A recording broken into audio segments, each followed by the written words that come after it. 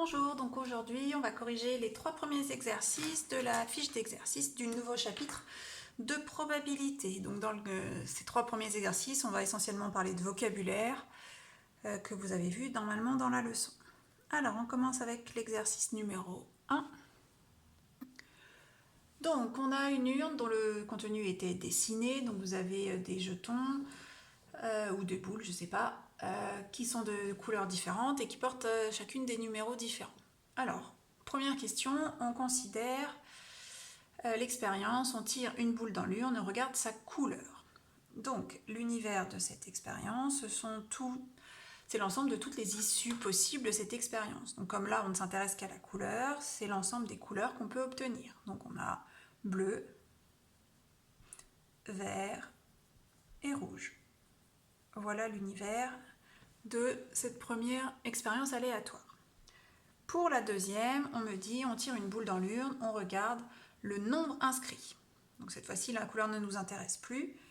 Donc l'univers est l'ensemble des nombres que l'on peut obtenir. Donc ici, on a encore un univers composé de 3 issues, 1, 2 et 4.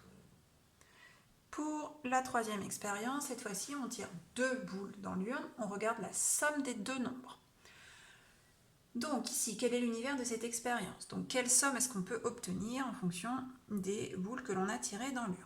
Alors, la plus petite somme que je peux obtenir, c'est si je tire 2 fois une boule qui porte le numéro 1.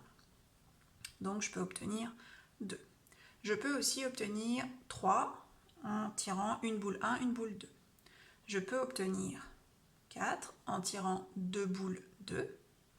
Je peux obtenir ensuite 5 en tirant 1 et 4. Et dernière possibilité, je peux obtenir 8 en tirant 2 boules qui portent le numéro 4. Donc voilà l'univers de cette expérience aléatoire, la troisième de l'exercice 1. On passe à l'exercice numéro 2.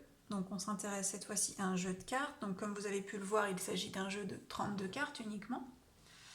Alors si on s'intéresse à la couleur de la carte tirée. Alors attention, quand on parle de jeu de cartes, la couleur, ça ne veut pas dire la même chose que dans le langage tous les jours. La couleur d'une carte, c'est carreau, pique, cœur ou trèfle.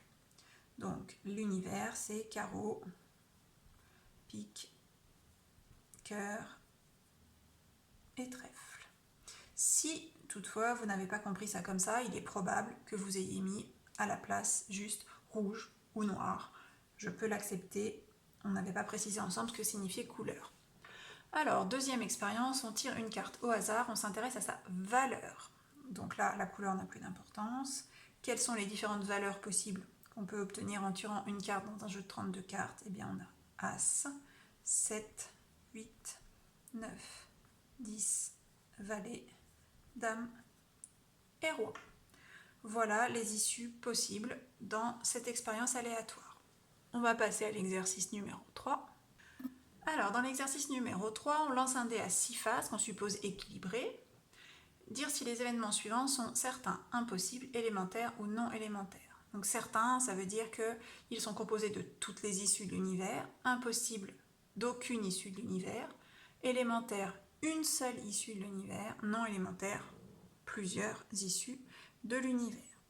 Alors, obtenir un nombre inférieur ou égal à 6. Donc cet événement est certain puisqu'il contient toutes les issues et donc il est aussi non élémentaire évidemment. Le deuxième, obtenir un nombre premier.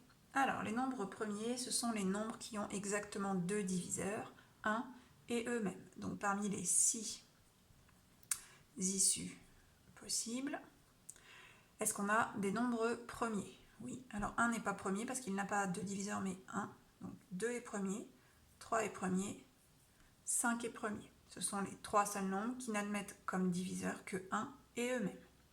Donc du coup, c'est un événement qui est ni certain ni impossible.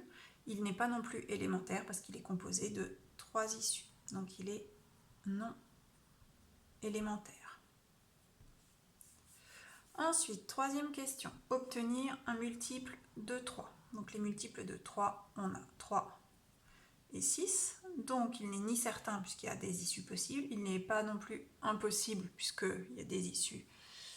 Pardon, il n'est pas certain parce qu'on n'en a que 2 issues, il n'y a pas toutes les issues de l'univers, il n'est pas impossible parce qu'on a des issues, il n'est pas élémentaire parce qu'on n'en a qu'un, donc il est comme le précédent, non élémentaire. Ensuite, obtenir un multiple de 7. Donc, le multiple de 7, c'est 7, 14. Je vais m'arrêter là. Vous voyez tout de suite que aucune des 6 issues de mon univers, 1, 2, 3, 4, 5, 6, ne convient. Donc, cet événement-là est un événement impossible. Pour le 5e, obtenir un diviseur de 7. Donc, les diviseurs de 7, ce sont les nombres qui donnent un reste égal à 0 lorsqu'on les divise par 7.